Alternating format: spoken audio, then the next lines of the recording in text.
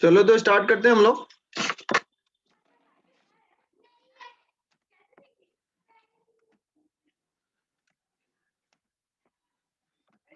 आज हम लोग सेंटर ऑफ मास का रिवीजन स्टार्ट करने वाले हैं। अगर तुम लोग रिवाइज करके आए हो तो क्विकली बोलो कौन कौन सा टॉपिक था जो हम लोग डिस्कस किए पूरे चैप्टर को और class topics. Definition of centre of मास था। बिल्कुल सही। सबसे पहले डेफिनेशन ऑफ सेंटर ऑफ मास, फिर उसके बाद centre of mass of system था, उसमें दो था, डिस्क्रीट सिस्टम, कंटीन्यूअस सिस्टम। बिल्कुल सही। मतलब सेंटर ऑफ मास का डेफिनेशन पढ़े थे और उस डेफिनेशन को यूज करें डिस्क्रीट के लिए और कंटीन्यूअस। बिल्कुल सही। मास ऑफ डिस्क्रीट और फिर डिस्क्रीट, फिर हम लोग आए थे किस पे? कंटीन्यूअस सिस्टम पे। उसके बाद centre of mass of 2 point mass system. Okay, मतलब डिस्क्रीट सिस्टम का जस्ट एक स्पेशल केस बोल सकते हो क्या? बहुत सारा पॉइंट मास होता था अपने पास, 1 2 3 4 n होता था पॉइंट मास में। दो जब ले रहे हो तो पॉइंट मास सिस्टम होता है और उसके लिए कुछ डायरेक्ट कंक्लूजन लोग निकाले थे। ऑब्वियसली बोल सकते हो। ये चीज नया नहीं, अगर तुम ऊपर का चीज पढ़ लेते हो। 2 पॉइंट मास सिस्टम था अपने पास एक्चुअली। 2 point mass system. उसके बाद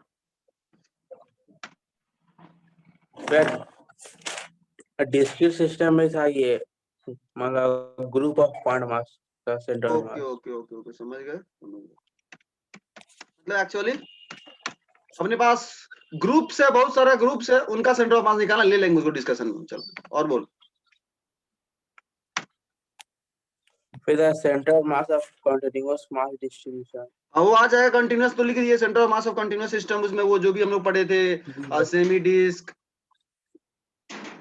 और वो रिंग वगैरह सब आ जाएगा, सॉलिड स्फीयर, हॉलो स्फीयर सब आ जाएगा। उसके बाद motion of centre of mass of combination. Centre of mass of combination, हाँ बोल सकते हो, बोल सकते हो। एक्चुअली ये सब क्वेश्चन है, मतलब ये सब क्वेश्चन है एक्चुअली। जो हम लोग कंसेप्ट पढ़े हैं उसको लगा रहे हैं, ये क्वेश्चन है एक्चुअली। चलो कोई नहीं। क्वेश्चन में एक था, मतलब सेंटर ऑफ मास में जो कैविटी प्रॉब्लम, जो रिमेनिंग लैमिना वाला। ओके एक्चुअली उसको हम लोग क्या बोले थे, कुछ बोले थे हम उसको, कैविटी प्रॉब्लम्स। ये सब एक्चुअली प्रॉब्लम का प्रोफाइल है। कॉन्सेप्ट तो हम लोग थ्योरी में पढ़ लिए थे, बस जस्ट प्रोफाइल है प्रॉब्लम का, ले लेते हैं, कोई दिक्कत नहीं। ये सब एक्चुअली प्रॉब्लम है, इसको टॉपिक हम नहीं बोलना पसंद करेंगे कि थ्योरी, ऐसा कुछ हम नहीं बोलेंगे, बट ठीक है। और बोल। मोशन ऑफ सेंटर, बिल्कुल सही। सेंटर ऑफ मास का काइनेमेटिक्स और डायनेमिक्स, बस यही था चैप्टर में। काइनेमेटिक्स पढ़ रहे हो, डायनेमिक्स पढ़ रहे हो। तो जब तुम काइनेमेटिक्स ऑफ सेंटर ऑफ मास बोलोगे तो हम बोलेंगे तुम किस में इंटरेस्टेड हो, उसका वेलोसिटी निकालने में, एक्सीलरेशन निकालने में और पोजीशन निकालने में। तो पोजीशन निकाला तो तुम ऊपर ही सीख लिए हो, x1 m1 x1 plus m2 x2। Just velocity और एक्सीलरेशन और उसमें ऐड कर दो, तुम सेंटर ऑफ मास से काइनेमेटिक्स पढ़ लिए। तो kinematics of centre of mass यानी velocity and acceleration of centre of mass, इसको अगर ज्यादा ये होके बोले तो। उसके बाद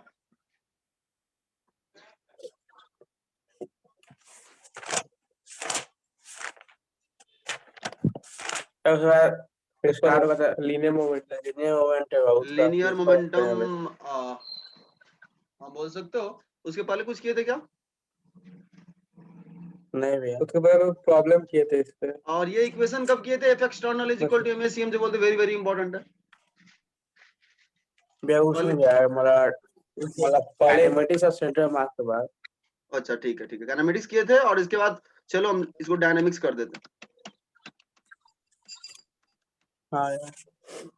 और उसके बाद तुम लोग क्या बोल रहे हो? मोमेंटम एंड क्या, kinetic energy of A system, उसका कंजर्वेशन, मोमेंटम मोमेंटम हम लोग डिफाइन किए थे, हालांकि मोमेंटम लोग जान रहे हो, बट सिस्टम के लिए डिफाइन किए थे, कुछ जस्ट जनरलाइज कर दिए थे, बोले थे कि भाई एक पार्टिकल के निकालते थे इतनी देर तक एमबी यहाँ पे बहुत सारा पार्टिकल है, सभी का एमबी ऐड कर दो, उस काइनेटिक एनर्जी एक का निकालते थे, सबका ऐड कर दो।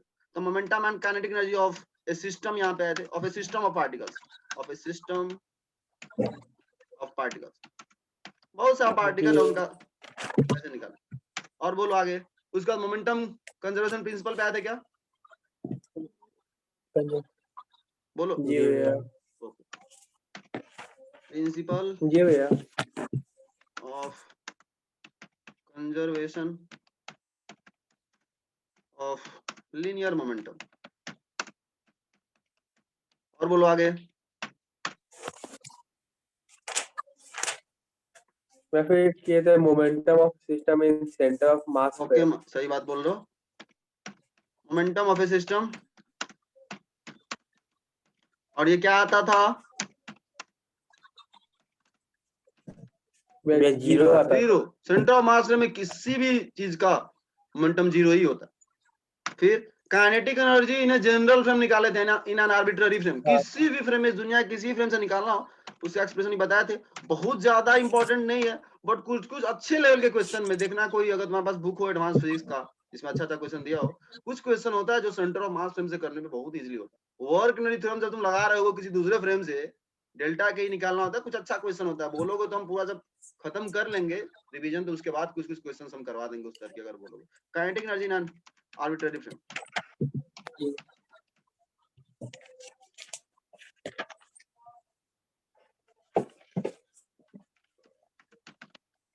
किसी भी फ्रेम। फिर उसके बाद इम्पल्स स्टार्ट हो गए। ओके, हाँ बिल्कुल सही बोल रहे हो, बिल्कुल सही बोल रहे हो। इम्पल्स का डेफिनेशन पढ़े थे, डेफिनेशन ऑफ इम्पल्स, और यहाँ पे ये भ्रम भी दूर किए थे कि वो जो बोलते रहते हैं कि बहुत ज्यादा, बहुत कम समय के लिए बहुत बड़ा फोर्स लग रहा हो तभी इम्पल्स डिफाइन करते हैं, ऐसा कुछ नहीं है। Definition of impulse generally 9th में बच्चों के मन में आ जाता है, टीचर लोग भी बहुत सारे 9th में बोल देते हैं ऐसा, इसलिए। चलो आगे फिर बोलो इसके बाद, इम्पल्स मोमेंटम थ्योरम, ये भी इंपॉर्टेंट है, पहले ही बोल देते हैं, इम्पल्स मोमेंटम थ्योरम भी इंपॉर्टेंट है, कभी कभी इस पे क्वेश्चन आए हुआ, इवन जेई में आया हुआ। फिर कोलिजन, कोलिजन, बिल्कुल सही बोल रहे हो, वो कोलिजन में बहुत सारा की प्रोफाइल 1D 2D, वो तो ठीक, बट कोलिजन ही था। तो ब्रॉडली अगर देखें तो इतना अपने पास टॉपिक है, हम लोग टॉपिक मेंशन कर लिए क्विकली, 5 मिनट लगा, 5-7 मिनट, ठीक है, हम लोग डिस्कस करेंगे, ठीक है। तो हम ऐसा सोचे हैं, देखो जो हम पढ़ाए थे ना उस टाइम, तुम्हारे पास नोट्स भी होगा, लिखे भी होगे, हम सोच रहे हैं उसी से करेंगे, वही हम स्लाइड यहाँ पे रखे हुए, सारा का सारा सब सेव था जो भी तुमको पढ़ाए थे, ठीक है। तो उसी पर जस्ट हम लोग जाएंगे, जहां पे भी तुम लोग को प्रॉब्लम हो बीच में बोल देना, वैसे पहले बोल दो, अगर रिवाइज अच्छे से किए हो, एनालाइज किए हो अपने वीक जोन को, तो जस्ट बता दो, अगर कहीं पे कुछ लगा तो बोल दो किस तरीके के टॉपिक्स में या क्वेश्चंस में प्रॉब्लम आ रहा है, कोई भी।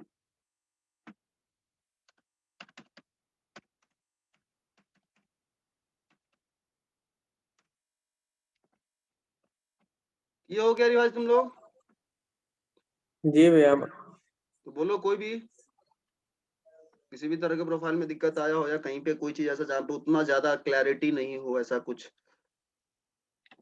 Cavity problem. कैविटी प्रॉब्लम है, ठीक है, कैविटी प्रॉब्लम। इधर मनीषा रिवाइज की हो तुम? कैविटी प्रॉब्लम्स,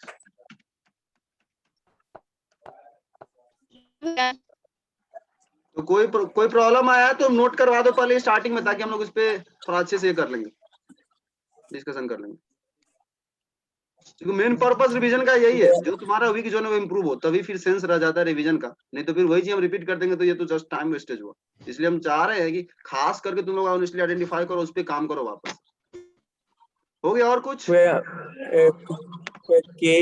काइनेटिक नहीं, आर्बिट्ररी फ्रेम। ओके,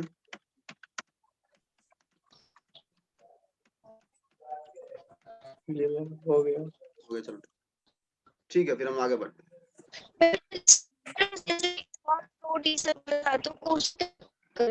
आवाज तुम्हारा कट रहा है, आवाज तुम्हारा कट रहा है, नहीं सुन पा रहे हम, तुम क्या बोल रही हो, वापस से बोलो।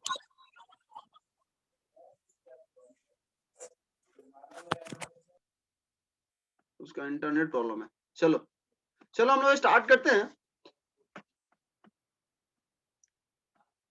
तो देखो स्टार्ट करते हैं, यहाँ पे सारा का सारा हम रखे हुए हैं इसी में पूरा का पूरा स्टार्टिंग से ही। तो स्टार्ट करते हैं क्विकली।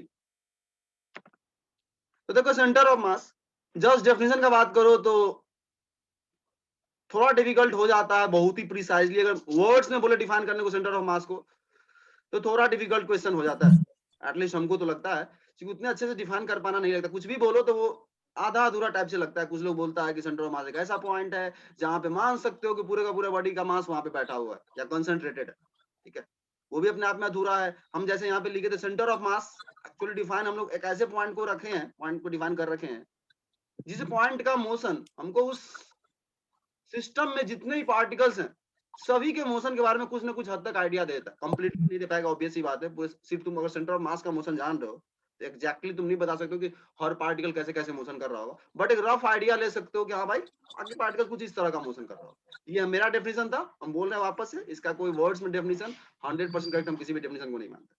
उसके बाद आ जाओ सेंटर ऑफ मास को लोकेट कैसे करें। तो दो तरह का सिस्टम लिए थे हम लोग, डिस्क्रीट, कंटिन्यूअस, जान रहे हो तुम लोग इसलिए ज्यादा टाइम लेंगे नहीं। सबसे पहले था डिस्क्रीट सिस्टम पे, इसका डेफिनेशन मैथमेटिकल है और सच में हम लोग यूज इसी को कर रहे होते हैं बार बार। वर्ड्स में तुम कितना भी बोल लो सेंटर ऑफ मास ये है वो है वगैरह वगैरह, बट काम जब करोगे तुम तो काम का जब बात आएगा तो तुम यही यूज करोगे, मैथमेटिकल डेफिनेशन, इक्वेशन, चाहे वो डायनामिक्स हो चाहे वो काइनेमेटिक्स हो। तुम कहानी यही से शुरू करने वाले हो कि RCOM is equal to M1R1 plus M2R2 plus up to MNRN upon total mass of the system, और यही अपने काम का चीज है। और ये जस्ट डिफाइन कर दिया गया है आगे के चीज को ध्यान में रखते हुए। अब तुम लोग पढ़े हो पूरा चैप्टर, थोपुली समझ पा रहे होगे, क्वेश्चन वगैरह जब आ रहा था बोले भी वहां पे क्वेश्चन तुम लोगों से कि मान लो अगर सेंटर ऑफ मास डिफाइन नहीं किए हुए थे फिर इस क्वेश्चन को करने की कोशिश करना तो बहुत डिफिकल्ट हो। तो जब डिफाइन किया जाता है तो लोग को आगे तक का कहानी पता होता है। तुम जब तुम पढ़ रहे होते तो हम लोग को नहीं पता होता आगे क्या चीज आएगा, पढ़ते हैं हम लोग सीक्वेंस में, बट जब डिफाइन करता है तो पूरा चैप्टर डेवलप हो जाता है, फिर वापस से उसको एक सीक्वेंस से बनाने के लिए डेफिनेशन वगैरह फिर सोच के बनाया जाता है। तो तुमको स्टार्टिंग में जब पढ़ रहे हो तो मन में आता है अच्छा ऐसे ही क्यों डिफाइन किया गया, M1R1 ही क्यों, M1R1 square plus M2R2 square क्यों नहीं, R2 में क्यों नहीं। तो आए के चीज को देख करके लिया जाता है। बाकी ये डेफिनेशन है, प्रूफ नहीं बता सकता हूँ, डेफिनेशन का कोई प्रूफ नहीं होता किसी भी चीज में। चलो तो डेफिनेशन हो गया, RCOM is equal to M1R1, definition सामने देख रहे हो, ऑब्वियस सी बात है। इसमें पोजीशन वेक्टर आ रहा है सारे पॉइंट मासेस का, तो ऑब्वियस पोजीशन वेक्टर है मतलब अपने को कहीं ना कहीं ऑरिजिन स्पेसिफाई करना पड़ेगा। तो फ्रेम डिपेंडेंट हो गया, कोऑर्डिनेट ऑफ सेंटर ऑफ मास जो है वो फ्रेम डिपेंडेंट क्वांटिटी है, कहां पे ऑरिजिन है उसके रिस्पेक्ट में R1 R2 लोगो चेंज होगा। लेकिन एग्जैक्ट लोकेशन अगर कोई बोले या एब्सोल्यूट लोकेशन बोले तो वो चेंज होगा क्या, सेंटर ऑफ मास का इंडिपेंडेंट होता है। हाँ मतलब सेंटर ऑफ मास जहां वही है, बट तुम उसको अपने एक्सिस में बोलोगे मेरे रिस्पेक्ट में ये 2,5 पे लाइक कर रहा है, कोई बोलेगा मेरे रिस्पेक्ट में 3,6 पे लाइक कर रहा है, मेरे रिस्पेक्ट में 3,-, बट उसके एक्सिस पर जब उसको प्लॉट करने जाएंगे तो सारा का सारा पॉइंट एक ही जगह आएगा, वहां पे ही बोले हुए सेंटर ऑफ मास। मान लो अगर मेरा सेंटर ऑफ मास है वो जहां है वही है, वो नहीं कहीं घूम जाएगा अगर यहाँ आराम से बैठे हुए तो। अब तुम अपना एक्सिस चेंज करोगे तो उसका तुम्हारा कोऑर्डिनेट का आंसर अलग लगाएगा, बट वो सच में सारा कोऑर्डिनेट एक खास पॉइंट को स्पेस में बता रहा हो। एग्जांपल लिए थे 2 पॉइंट मास सिस्टम से स्टार्ट किए थे। सबसे पहला काम होता है अपना एक्सिस डिफाइन करो, किस एक्सिस से काम कर रहे हो, सिंपल हर पार्टिकल का तुम क्या करो पोजीशन वेक्टर लिखो और सिंपल फॉर्मूला चेप दो। अब 3 कोऑर्डिनेटेड 3D में बात करें जनरल x y z, एक बार x के रिस्पेक्ट में कोई फॉर्मूला लगा दो, एक बार y के रिस्पेक्ट में, एक बार z के रिस्पेक्ट में। x के रिस्पेक्ट में लगाओगे तो वही m1 x1 plus m2 x2, y में आओगे तो फिर y का रिपीट कर दो, फिर z में आओगे तो z का रिपीट कर दो। यानी उसी r वाले इक्वेशन को 3 पार्ट में ब्रेक कर दिया actually, x component, y component, z component, 3 coordinate भी बोल सकते। फिर ये बहुत ही ऑब्वियस पॉइंट था, अगर हम अपने ऑरिजिन को सेंटर ऑफ मास पे ही ले लें तो सेंटर ऑफ मास का कोऑर्डिनेट कितना हो जाएगा, 0,0 जीरो ही होगा भाई। तुम वहीं बैठ गए और उसी पॉइंट का लोकेशन बोल रहे हो, तुम्हारा ऑरिजिन पे ही सेंटर ऑफ मास हो गया, तो ऑब्वियस ही पॉइंट है। बट ये है कि तुम इसको डेफिनेशन लगाओगे तो इक्वेशन आ जाएगा M1R1 अपॉन ये नीचे का मास तो चला जाएगा 0 में, तो तुम इसको जस्ट वर्ड्स में लिख सकते हो कि with respect to centre of mass क्या बोलते थे, वेटेड कुछ बोलते थे ना, weighted position of all the point mass. हाँ weighted position of all the point masses 0 होता है सेंटर ऑफ मास फ्रेम में। ये कभी वर्ड्स में जस्ट ऑप्शन लिख के आ जाए तो वहां पे तुमको पता होना चाहिए, तो जनरली बच्चा कंफ्यूज क्या बोल रहा है वेटेड पोजीशन ऑफ। इसमें एक और पॉइंट लिखा था कि centre of mass is closer to heavier mass. Okay okay, हाँ हाँ हाँ हाँ हाँ, बिल्कुल सही बोल रहे हो। ये मतलब इक्वेशन का ही एक्चुअली है कंक्लूजन है। जी सेंटर और दो मास तुम ले रहे हो M1 M2, तो जो भारी मास होगा उसी के तरफ सेंटर ऑफ मास लाई करेगा। तुम इसको सिंपली इक्वेशन से ही बोल सकते हो, M1 R1 प्लस दो मास ले लो, M1 R1 plus M2 R2 by M1 plus M2। भाई M1 M2 फिक्स ही है, जस्ट R1 R2 सोचो। तुम देखो गौर से खुद, इसी पे देखो, कुछ है नहीं, मतलब वो इसी का कंक्लूजन है एक्चुअली। अब तुम लोग ये चीज ऐसे भी दिखना चाहिए, M1 R1 क्यों ऐसा हो रहा है, M1 R1 plus M2 R2,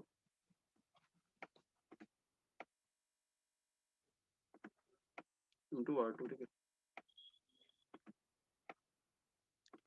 just numbers है, मतलब मैथ्स का इक्वेशन तुम देखो क्या होगा। M2 R2 नीचे मास ही M1 M प्लस M2 तो कांस्टेंट है, उसका फर्क पड़ेगा नहीं।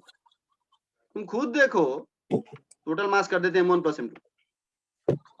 ये जो भी कोऑर्डिनेट ऑफ सेंटर ऑफ मास है या position vector of centre of मास है, अगर मान लो ये M2 बहुत बड़ा है या बड़ा है M1 से, यहाँ पे तो अपना ऑरिजिन ले लिया, मान लो कहीं पे भी, मान लो यहाँ ऑरिजिन तुम ले लिया, यहाँ पे ऑरिजिन ले लिया, ये तुम्हारा ऑरिजिन है मान लो, किसी कहीं पे ऑरिजिन ले लो, फर्क पड़ता नहीं किसी एक जगह से। अब तुम खुद सोचो, अगर ये M2 बड़ा होगा इसके रिस्पेक्ट में, अगर M2 बड़ा है और ये M1 छोटा है, तो ये टर्म का वैल्यू क्या हो जाएगा,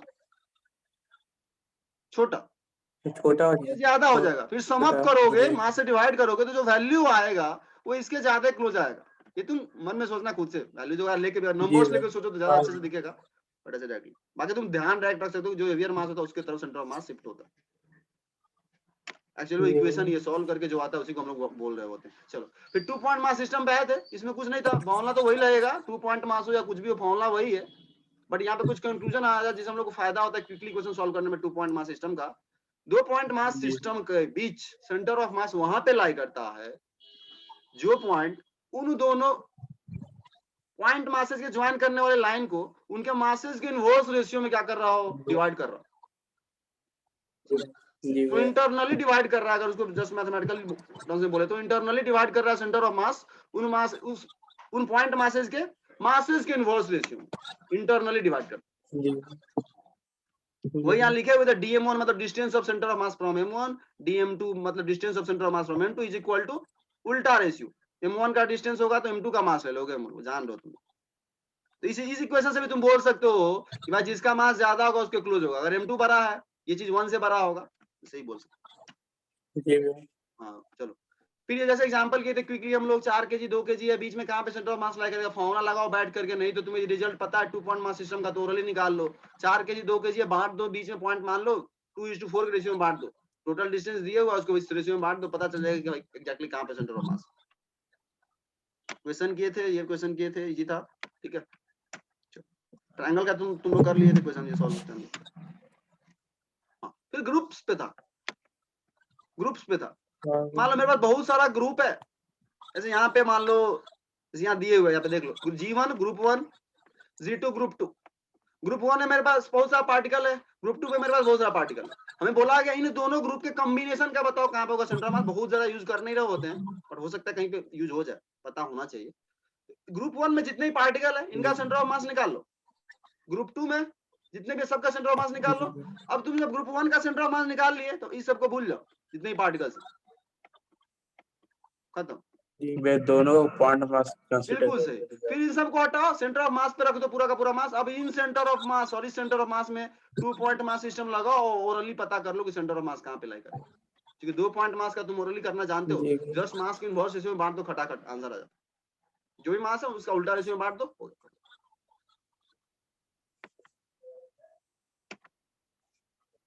तो डिस्क्रीट में यही कहानी था। डिस्क्रीट में कुछ पॉइंट ही बोले थे कि हम लोग पॉइंट डिस्कस कर ले, कोई पॉइंट अच्छा जो छूटा हो, ऐसा है क्या? नोट्स देखो तो कुछ नहीं था ना, अच्छा वो आ गया है एक्चुअली। वो जो पॉइंट बोले हुए थे किसी एक्सिस के अबाउट अगर सिमेट्रिकल है, वो आ गया है एक्चुअली, वो आ गया है अभी सेंटर ऑफ मास। अब हम लोग डिस्क्रीट पढ़ लिए। डिस्क्रीट कुछ नहीं है, हैंडी कैलकुलेशन है, क्योंकि अलग अलग पॉइंट है, सबके लिए आराम से M1 X1 M2 करो और जैसे जोड़ करते हो जोड़ घटाव करते हो वो करो, आंसर आता है डिस्क्रीट के लिए। पर कंटिन्यूअस मास सिस्टम में क्या होता है भाई, मास पूरा एक लेयर में डिस्ट्रीब्यूटेड है, लेयर में या 3D में या 2D में। 2D में है तो प्लेनर हो गया मतलब डिस्ट्रीब्यूशन, अगर वही 3D में स्पेस में स्फीयर के अंदर मास फैला हुआ है तो 3D हो गया। तो दोनों कंटिन्यूअस में है। जहां तुम ये नहीं बता पाओ कि भाई ये दोनों पॉइंट हमें सेपरेटली दिख रहा है, उसको बोलेंगे कंटिन्यूअस। डिस्क्रीट तुम क्लियरली बोल पा रहा हूँ भाई ये पॉइंट मास यहाँ है, ये पॉइंट मास यहाँ है। सच में अगर देखो तो डिस्क्रीट पॉइंट मास सिस्टम जो है आइडियलाइजेशन है, अब तुम लोग समझ में भी आना चाहिए। किसी एक पॉइंट पे 5 केजी रख सकते हो क्या? 5 केजी जब भी तुम रखोगे तो कुछ ना कुछ डायमेंशन होगा। कोई भी चीज दुनिया का 5 केजी का अगर लोगे, हम बोल देते हैं देखो इस पॉइंट पे रखा हुआ 5 केजी, ये सच में आइडियलाइजेशन है। प्रैक्टिकली अगर बात करो वहां पे बोले हुए तुम लोगों को, तो 5 केजी या कोई भी चीज लेंगे तो उसका डायमेंशन होगा, लेंथ पे कुछ होगा, एक पॉइंट से उसको ये नहीं कर सकते। बट हम लोग आइडियलाइज थ्योरी में कर रहे हैं। तो सच में ज्यादातर बात करो तो कंटिन्यूअस ही होता है। प्रैक्टिकली अगर बात करो तो ज्यादा तुमको कंटिन्यूअस डिस्ट्रीब्यूशन ही मिलने वाला। तो ये ज्यादा रियलिस्टिक बोल सकते हैं, प्रैक्टिकल है कंटिन्यूअस डिस्ट्रीब्यूशन। इसमें क्या तुम्हारे पास जो सिंपल मास डिस्ट्रीब्यूटेड है, समझ रहे हो तुम लोग? तो इसमें अगर हम इसको पॉइंट मास के टर्म में सोचने की कोशिश करें तो ऑब्वियसली आंसर आएगा इनफाइनाइट पॉइंट मास सिस्टम। जी भैया। इनफाइनाइट पॉइंट मास सिस्टम आया और तुम अगर ओरली हाथ से जैसे कर रहे थे, मैनुअली सॉल्व करना शुरू कर रहे थे, m1 x1 m2 x2, वहां इनफाइनाइट टर्म्स हो जाएगा। इनफाइनाइट टर्म को हाथ से याद तो नहीं कर सकते हो यार, करते ही रहोगे फिर तुम। तो इसीलिए यहाँ पे अपने को इनफाइनाइट टर्म्स का एडिशन का जहां भी बात आता है, इंटीग्रेशन वहां पे आ ही जाता है। तो अपने को जी भैया। इंटीग्रेशन यूज करना पड़ा, और उसी चीज का, इसी इक्वेशन का जो तुम डिस्क्रीट के लिए कर रहे हो, इसको अप टू इन्फिनिटी जब ले जाओगे तो यही चीज कन्वर्ट हो जाता है इंटीग्रल में। इंटीग्रल जी में भैया। क्या हो जाता है, कोई भी छोटा सा मास लो डीएम, उसका पोजीशन वेक्टर लो, फिर पूरे डिस्ट्रीब्यूशन के उसको इंटीग्रेट कर दो। जी भैया। अपॉन में ये तो आसान है, टोटल मास, नीचे कोई टेंशन नहीं। इंटीग्रल डीएम मतलब हर छोटा छोटा डीएम का एडिशन, इंटीग्रेशन मतलब एडिशन, तो छोटा छोटा मास जोड़ोगे तो पूरा मास आ जाएगा। और यहाँ पे लिमिट जी तुम्हें सोच के खुद से लेना होता है, सच दैट पूरा का पूरा वो कवर हो जाए, कोई मास छूटे ना, ऐसा लिमिट लो। जी भैया। इसी को हम लोग इस फॉर्मूले को या जो बोल लो, इसको हम लोग यूज किए थे बहुत सारे स्टैंडर्ड कंटिन्यूअस मास डिस्ट्रीब्यूशन के लिए। उसके अलावा भी मास डिस्ट्रीब्यूशन खुद से डिफाइन किया जा सकता है, और तुमसे बोलेगा निकालने को तो तुम उस डिस्ट्रीब्यूशन के अकॉर्डिंग इंटीग्रेशन का फॉर्मूला लगाओगे, फिर सॉल्व करके निकालोगे। और बाय द वे एग्जाम में कोई नया डिस्ट्रीब्यूशन डिफाइन कर देता है, इसलिए बेसिक डेरिवेशन तुमको आना चाहिए सेफ जोन में रहने के लिए, ताकि कोई नया का भी पूछ लेते तुम निकाल पाओ। इसलिए कुछ स्टैंडर्ड पे हम लोग इंटीग्रेशन वाले को प्रैक्टिस किए थे कि कैसे लगाते हैं, कैसे लिमिट लेते हैं, कैसे एलिमेंट लेते हैं, ये सब प्रैक्टिस किया। और ये बहुत इंपॉर्टेंट हो जाता है रोटेशन में वॉलीबॉल में। चलो, तो सबसे पहले हम लोग बात की थी इसमें, अब वो आर में इक्वेशन था, तो ऑब्वियस सी बात आर में तो तुम 3 पार्ट में लिख सकते हो, एक्स के टर्म्स में, इक्वेशन को वाई के टर्म्स में, उसी इक्वेशन को जेड के टर्म्स में। जी तो भैया। जानते हो आर मतलब पोजीशन वेक्टर में तीनों कोऑर्डिनेट होता है। तो सच में जो आर वाला इक्वेशन हम लिख रहे हैं ऊपर में, R DM upon integral DM, वो आर को 3 पार्ट में लिख सकते हैं, X COM, Y COM, Z COM. अगर प्लेनर है तो जेड में तुम इंटरेस्टेड नहीं होगे, सिर्फ एक्स और वाई से काम चलाओगे, जो कि मोस्टली हो रहा होता है। उसका यहाँ जी कंक्लूजन भैया। लिखा हुआ है, if a mass distribution is symmetrical about an axis, then the center of mass of the system must lie on that axis. जी अब भैया। इसको तुम लोग अच्छे से कनेक्ट कर पा रहे हो क्या? जी पहले भैया। तो बात है सिमेट्री, इसमें समझ में आना चाहिए। कोई अगर एक ऐसा एक्सिस है जिसके रिस्पेक्ट में वह मास डिस्ट्रीब्यूशन सिमेट्रिकल है, और सिमेट्रिकल जब हम बोल रहे हैं तो बता दे तुम लोगों को, उस एक्सिस के लेफ्ट वाले मास का जस्ट मिरर इमेज है राइट वाला। मिरर इमेज मतलब उस एक्सिस पर अगर हम किसी ऐनक को लाके रख दें तो उस ऐनक में जब देखें तो हमको बाएं वाले चीज का इमेज दाएं वाला दिखे, तब जी बोले भैया। उस एक्सिस के अबाउट वो जो मास डिस्ट्रीब्यूशन वो सिमेट्रिकल है, जस्ट मिरर इमेज एक दूसरे का। ठीक है, तो उस एक्सिस पे ही लाई करेगा उस पूरे मास डिस्ट्रीब्यूशन का सेंटर ऑफ मास, जी भैया। बाहर नहीं जा सकते। ठीक है, जैसे अगर सिंपल सा बात करें, इस डिस्क का बात कर रहे हैं,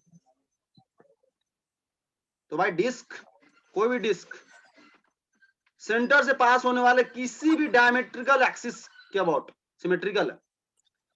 जी भैया।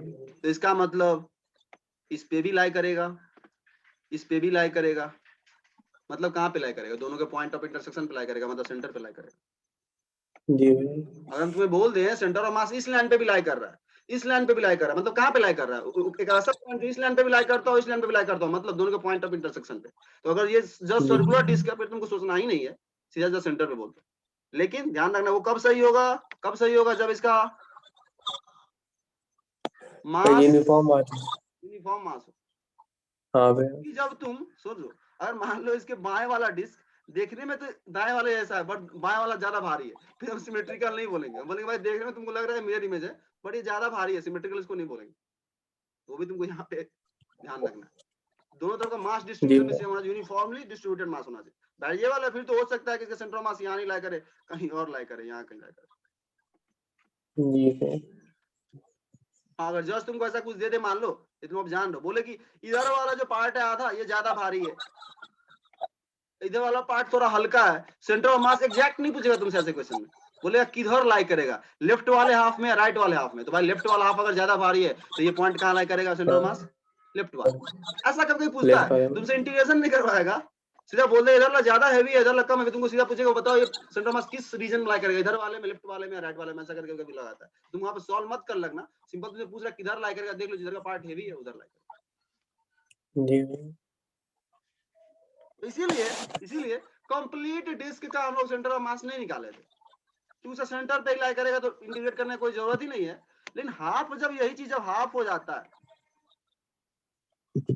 तब तुम डायरेक्टली नहीं बोल सकते ओरली कि कहां पे सेंटर ऑफ मास लाई करेगा, तुमको सॉल्व करना पड़ेगा। तो उसी के लिए हम लोग प्रैक्टिस किए थे और इंटीग्रेशन पे प्रैक्टिस किए थे। तो उस इंटीग्रेशन में अगर देखो, जस्ट फॉर्मूला यहाँ नहीं लिखा हुआ है, तो अपने पास आर है और डीएम है। आर डीएम के लिए हम लोग क्या कर रहे हैं, एलिमेंट लेना। एक्चुअली डीएम के लिए ले रहे थे एलिमेंट, छोटा छोटा एलिमेंट उसको बोलते हैं एलिमेंट लेना। छोटा एलिमेंट लेते हैं, ऐसे लेते हैं डीएम, ताकि उस डीएम को फिर धीरे धीरे एक्सटेंड करें तो पूरा का पूरा वो डिस्ट्रीब्यूशन कवर हो जाए, ऐसा लेना होता है। ऐसा नहीं होगा ऐसा एलिमेंट ले लिए जिससे पूरा पूरा कवर नहीं कर पा रहे, फिर एलिमेंट तुम अपना चेंज करो। तो तीन तरह का डिस्ट्रीब्यूशन डिफाइन किया, क्योंकि डीएम अपने को निकालना है उस इंटीग्रेशन में, तो डीएम मतलब मास है, तो इसके लिए हम लोग मास डेंसिटी डिफाइन किए तीन तरह से। अगर वह मास किसी लाइन पे अलोंग डिस्ट्रीब्यूटेड है तो linear mass density lambda, mass upon length, differentiation में बोलोगे तो डीएम अपॉन डीएल। यहां से डीएम हम लोग निकाल सकते हैं लैम्डा टाइम्स डीएल। सिमिलरली यहाँ पे सिग्मा टाइम्स डीएल, सिग्मा जो है तुम्हारा एरियल डेंसिटी है, या उसको सरफेस मास डेंसिटी जो ही बोलो, और ये तुम्हारा क्या हो गया वॉल्यूम मास डेंसिटी। जी जान इसको जस्ट यूज किए थे, रॉड के लिए यूज किए थे, जस्ट प्रैक्टिस वापस से करना। इनके अगर फर्स्ट टाइम होता है तो जनरली ऐसा होता है, एक बार करने के बाद फिर आदमी भूल जाता है वो सब चीज, कैसे कैसे इंटीग्रेट किए थे, कैसे कैसे एलिमेंट लिए, जनरली ऐसा होता है। वापस एक बार करना होगा तब जाके तुमको वो कॉन्फिडेंस आ जाएगा कि हाँ हमको दोबारा से करने का जरूरत नहीं। तो वापस एक बार कर सकते हो, चाहे घर पे वापस से सारे रिंग वगैरह का खुद से करना, बनाना, डायरेक्ट करने की कोशिश करना, होगा जरूर कि कहीं ना कहीं तुम फंसोगे, सोचो क्या कर रहे थे उस टाइम, भूल सकते हो, तो दोबारा से रिवाइज कर लेना। ये रड था, रड बहुत ईजी था, हम लोग कहीं पे ऑरिजिन ले सकते हैं, तुम पे डिपेंड करता है। लेफ्ट में हम ऑरिजिन ले लिए थे, वहां से एक्स डिस्टेंस पे गए थे और छोटा सा एलिमेंट लिए थे डीएक्स, और फिर इसके लिए डीएम निकाला, डीएम हो जाएगा lambda times DX. Lambda time क्या होगा, मास, फॉर्मूला में होता है एक्स कोऑर्डिनेट भी, तो ये मास हो गया lambda times DX into X coordinate by total mass. अब ये लिमिट कैसे ले, तो भाई अगर एक्स यहां से लेकर के कहां गया, यहां से लेकर के यहां तक कुछ भी हो सकता है, कि पूरे रॉड को कवर करना है। तो जब यहाँ पे होगा तो एक्स तुम्हारा 0 होगा, ऑरिजिन है, तो जब यहाँ पे होगा एल होगा, तो पूरा पूरा कवर हो जा रहा है लेंथ रॉड का। अगर तुम एक्स को 0 से वैरी करा देते हो, खत्म। यहाँ से मिड पॉइंट पे आया था रॉड का, अगर यूनिफॉर्म रॉड है तो उसका मास डेंसिटी कांस्टेंट है, तो इसलिए यहाँ पे देखो सीधा ले लिया लैम्डा को। ये वाला है, कोई कर्व दे दिया, फंक्शन दे दिया, इसके अकॉर्डिंग वैरी कर रहा है, जैसे याद दे दिए थे लैम्डा इक्वल टू केएक्स, जहां एक्स कहां से दिया हुआ है लेफ्ट हैंड से, तो तुमको इंटीग्रेशन करना पड़ेगा। जस्ट कुछ नहीं है, लैम्डा की जगह केएक्स रखो, बाकी इंटीग्रेशन करना होगा, लिमिट वही रहेगा 0 से l, आंसर आएगा कुछ ना कुछ। हाँ, तो कहीं पे अगर जब प्रॉब्लम हो तो बोल देना, हम थोड़ा फास्ट चल रहे हैं, तो तुमको लग रहा है जो पता है नहीं पता हो तो बोल देना, वापस एक बेटा ऑटो। फिर दो तरह का किए थे, हम लोग सेमी सर्कुलर डिस्क लिए थे और एक सेमी सर्कुलर रिंग लिए थे। रिंग लिए थे तो सिर्फ पेरीफेरी पे तुम्हारा मास है, सिर्फ पेरीफेरी पे मास है, बाउंड्री पे। और डिस्क में क्या पूरा पूरा आधा डिस्क है, समझो ऐसा कुछ। तो इसमें एलिमेंट कैसे लिए थे, थीटा के टर्म्स में लिए थे, थीटा पे जाकर डी थीटा लिए थे, ये छोटा सा लेंथ आ गया था R theta, D theta diagram में देख पा रहे होगे, ये तुम्हारा आर डी थीटा आ गया, इनटू लैम्डा कर दोगे मास पर यूनिट लेंथ, क्योंकि अभी भी तुम्हारा यहाँ पे सच में देखो तो एक लेंथ ही के अलोंग मास है, इसलिए लैम्डा से ही काम चल रहा है। एरिया वाले में नहीं, सिग्मा में नहीं जा रहे हैं, क्योंकि अभी बाउंड्री पे ही सिर्फ मास है, इसलिए इसमें लैम्डा से ही काम चल जा रहा है, लेंथ वाले से, लेंथ वाले मास से। बट इसमें क्या है, एरिया है मास डिस्ट्रीब्यूटेड है, तो सिग्मा यूज जी करना। मैम।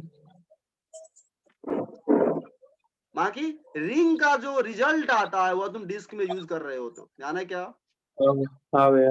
एक्चुअली तुम डिस्क को कर क्या रहे हो, तो बहुत सारे छोटे छोटे रिंग में बांट देते हो, हाँ भैया, रिंग जाके में। रिवाइज करना। और आता है अपने पास कंक्लूजन, याद होना चाहिए डायरेक्ट तुमको कि रिंग का 2r/π पे होता है, और 2r/π में बोल दो, याद रखने के लिए 2 में 2 ऐड कर दो 4, नीचे में 1 है तो 2 ऐड कर दो 4/3π, 4r/3π तुम्हारा हो जाता है, किसके लिए, जी सेमी डिस्क के लिए। जी भैया। फिर आए थे हम लोग, उसी का इंटीग्रेशन है। फिर आए थे दो तरह का, हॉलो हेमीस्फीयर, ऑब्वियसली स्फीयर लेंगे तो सेंटर पे ही लाई करेगा, तो स्फीयर नहीं लेते हैं, हेमी लेते हैं हाँ भैया। डिस्क में। ओ यार, हेमीस्फीयर, हेमीस्फीयर में हॉलो लिए थे, जाके इंटीग्रेशन रिवाइज करना, ये तुम्हारा शायद हॉलो का ही है, ये हॉलो का ही है। तो तुम लोग क्या कि थीटा पे गए थे, डी थीटा लिए थे, तो ये तुम्हारा आर डी थीटा आया था, यहाँ का जी रेडियस भैया। आर का ये कंपोनेंट आर कॉस थीटा, पूरा पूरा ऐसे घूम के लिए थे। एरिया कैसे जी निकाले थे भैया। इसका, भैया थिकनेस हो जाएगा इसका। पेरीमीटर इनटू थिकनेस, हाँ हाँ भैया। पेरीमीटर हो जाएगा सर्कल का 2π इनटू आर, आर लेकिन आर नहीं है यहाँ पे, आर कॉस थीटा है, जी भैया। तुम जहाँ पे वहां पे रेडियस, ये आर नहीं, एक्चुअली रेडियस ये है वहां पे, जी भैया। ये रेडियस चेंज कर रहा है, देखो यहाँ पे कुछ और हो जाएगा, यहाँ पे कुछ और हो जाएगा, जैसे जैसे तुम्हारा एलिमेंट मूव करेगा तैसे जैसे चेंज हो रहा है। तो आर कॉस थीटा रेडियस हो गया 2πr इनटू थिकनेस तुम्हारा हो गया आर डी थीटा सर्कल वाले से, ये हो गया तुम्हारा एरिया, जी भैया। एरिया इनटू सिग्मा कर दिए मास dm, जी और मास इनटू उसका कोऑर्डिनेट चाहिए तो वो r sin थीटा ये वाला, हाँ बाकी उस पर इंटीग्रेशन आता है कहाँ पे, ये हॉलो हेमिस्फीयर का पूरा पूरा r/2 पे आता है, r/2 हाइट पे, यहाँ से तुम जाओगे कहाँ पे, जी r/2 पे जाओगे, यहाँ पे r/2 पे तुमको यहाँ लिखा हुआ है सेंटर ऑफ मास जान दो।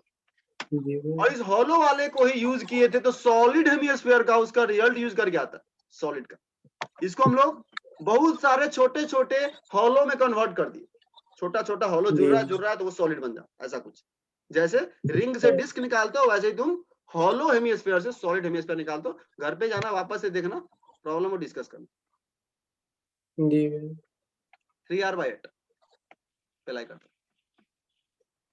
ये पार्ट खास करके बता देते हैं, ये जो भी हम ये जो 2 डेरिवेशन किए हैं, ठीक है, ये 2 डेरिवेशन इंपॉर्टेंट हो जाता है, पहले बोल देते हैं, खास करके अगर जे एडवांस का बात करें तो वो लगाए हुए, क्योंकि तुमको वो फंक्शन दे देगा, तुमको बेसिक आएगा डिराइव करने तभी तुम कर पाओगे ऐसे क्वेश्चन, इसलिए प्रैक्टिस करना अच्छे से, आए हुआ है रोटेशन में भी आया हुआ, मोमेंट ऑफ इनर्शिया वगैरह निकालने के लिए इजी हाँ क्वेश्चन भैया। होता है, जस्ट हाँ इंटीग्रेशन का क्वेश्चन होता है, तुम इंटीग्रेशन कर पा रहे हो, एलिमेंट ले पा रहे हो, बहुत जल्दी वो क्वेश्चन कर पाओगे, 4 नंबर वाले में आता है, एक बार 15 में भी आया हुआ था, और एक दो तीन बार आया हुआ है, जस्ट वो कर्व दे देगा कुछ भी कि रो ऐसे वैरी कर रहा है, बताओ अब उसका सेंटर ऑफ मास या मोमेंट ऑफ इनर्शिया, कुछ भी लॉजिकली सेम ही चीज रहता है, तो अगर तुम यहाँ पे इसी को अच्छे से समझ पाते हो तो तुमको वो चीज बहुत इजी लगेगा, और रोटेशन में भी जी यूज भैया। करने वाला। ये तुम लोग क्या बोलते हैं, ये शायद जो लिए थे हम, एक्चुअली ये आइसोसेलेस ट्रायंगल था, ट्रायंगल नहीं जी था, भैया। आइसोसेलेस ट्रायंगल था। तो इसका कितने हाइट पे आया था, ध्यान है क्या, h/3